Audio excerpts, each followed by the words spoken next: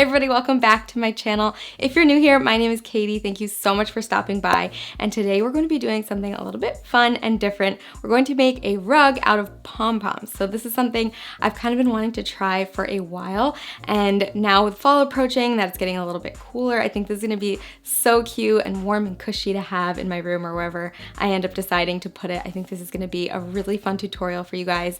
So let's just hop right into it. The first thing you'll need for this project is lots and lots of yarn.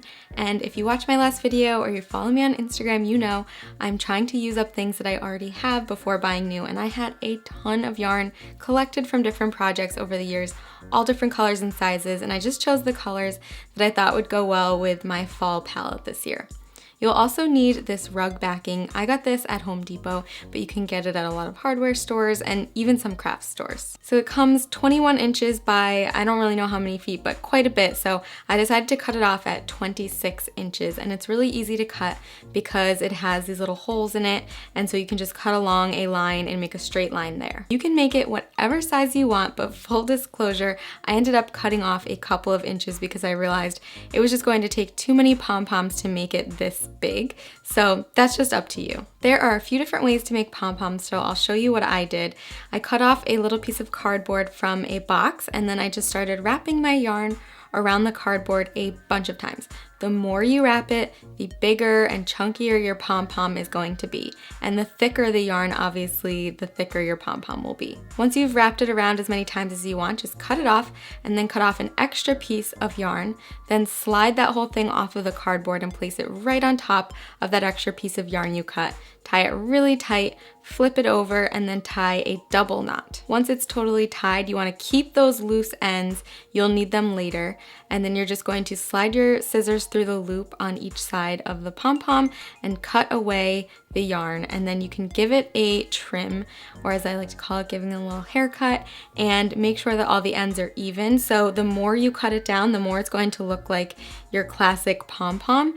And that's just up to you if you want it to look like a classic pom-pom or to have a little bit more yarn sticking out. I like to cut it down pretty far. The second way to do this is if you don't have cardboard or something like it, you can wrap it right around your hand. Just make sure not to wrap it too tight so that you can easily slide it off.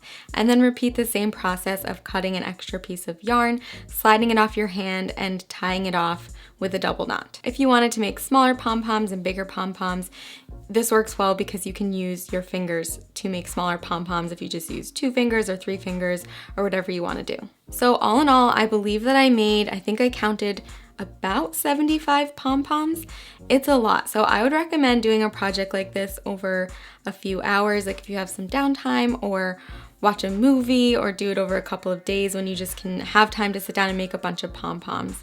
And this thicker yarn I wanted to mention, I used a thinner piece to tie around it because the thicker yarn I didn't think would fit through the holes of the rug mat. And also this thicker yarn isn't your classic yarn, so it's not gonna look the same as the other pom-poms, but I really liked actually the contrast of it. So as I went along, I would take a little break and lay out the pom-poms that I had made on the rug mat because I wanted to make sure I was making enough or that I wasn't making too many, and you want to group them really close together and then just see where you are and then make a few more and continue doing this. So like I said, I made about 75 pom-poms, and here I'm just filling in all the gaps. I did not want to remove these after I had placed them on here because I placed them right where I wanted them to be, where the colors looked good. So what I decided to do was take one end of the string, put it down one of the holes in the rug mat, and back up another hole. And I did that with the second string that was attached to it as well.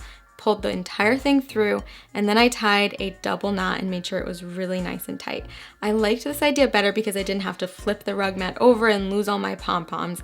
So yes, basically I'm just taking those 2 ends that I left hanging on the pom-pom, put them down one of the holes and back up the other side through the top, and then tied a double knot. And this worked really well. It honestly did not take me that much time at all once I figured out that this process was going to work for me. And I really thought that this was an easy step. And I just made sure that each one was secure and tight. And then if there were any little ends, I just snipped those off if you could see them. This thing is so soft under your feet, obviously, as I'm petting it like it's some sort of animal.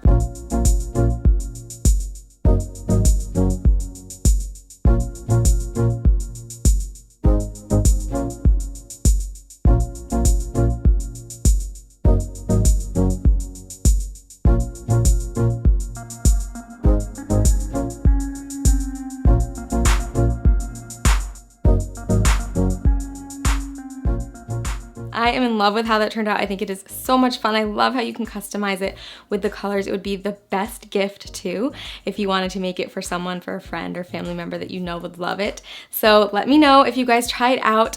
Post your photos on Instagram, tag me in them so that I can see. I'm going to leave a playlist here of some of my favorite videos that if you guys liked this one, you will definitely like those tutorials. So make sure you head over there, check it out, and I'll just see you guys there.